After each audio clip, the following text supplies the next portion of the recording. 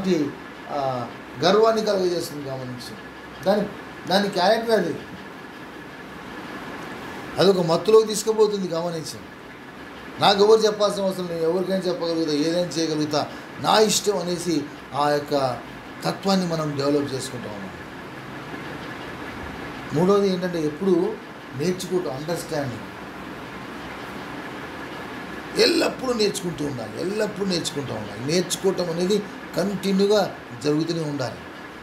దీంట్లో నేనేం నేర్చుకుంటా, దీంట్లో నేర్చుకుంటున్నా అనేది నేర్పించడానికి అనే ఆలోచన మనం కలిగి ఎప్పుడైతే ఉంటామో ఆ నేర్చుకోవటం అనేది జ్ఞానం. ఫాలోయింగ్ అంటే వెంబడించటం చాలా ముఖ్యమైనది. I should follow. ఏంటమ్మా? ఫాలో. దేవుడు మనకి ఇచ్చాడు. నేను క్రీస్తుని పోలి నడుచుకుంటే మీరు కూడా నన్ను పోలి నడుచుకోవడానికి దేవుడు చక్కటి అవకాశం దయచేసి ఇచ్చినాడు. You should follow. అందుకే దేవుడు మనం ప్రేమించి చక్కటి ఒక జీవితాన్ని అందిస్తుంటే మనం ఏం చేస్తున్నాం? స్వబుద్ధిని ఆధారం చేసుకొని మనం ఏం చేయాలి? సొంత తెలివి ఆధారం చేసుకొని మనం ఏం చేస్తున్నాం? దేవుని యందు నమ్మిక ఉంచట్లేదు. సొంత తెలివితో దేవుని నమ్మకం ఉంచినా కానీ స్వబుద్ధిని ఆధారం చేసుకోకుండా యెహోవా యందు నమ్మిక ఉంచుము.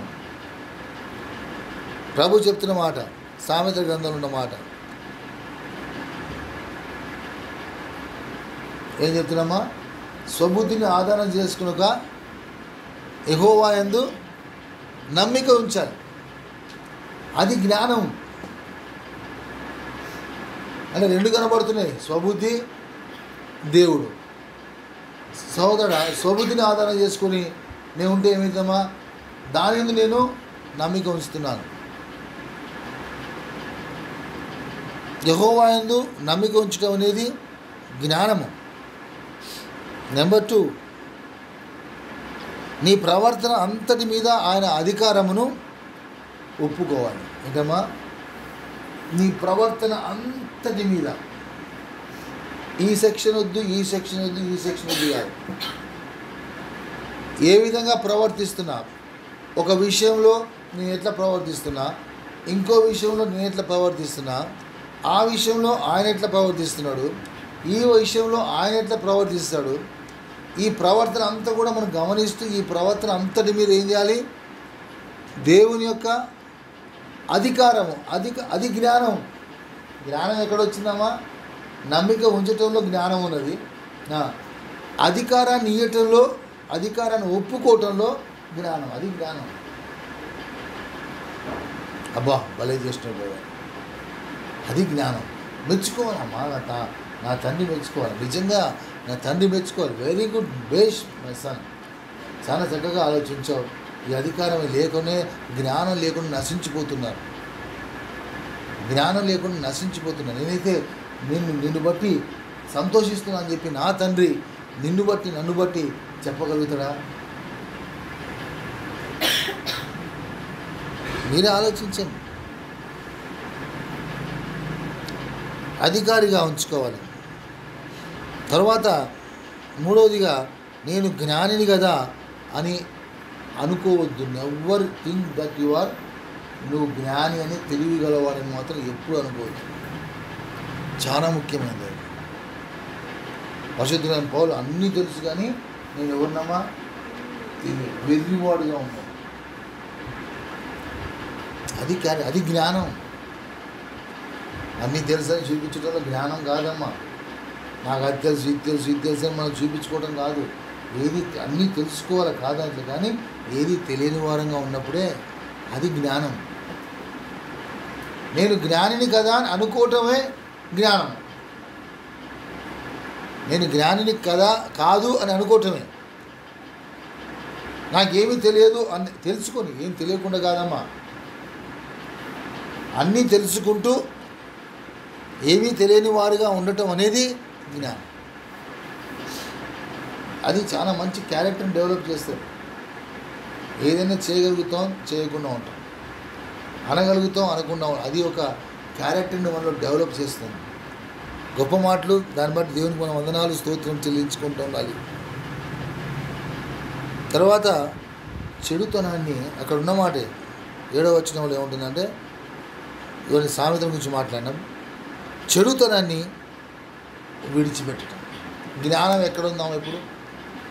చెడుతనాన్ని విడిచిపెట్టి, ఇది చెడు అంటే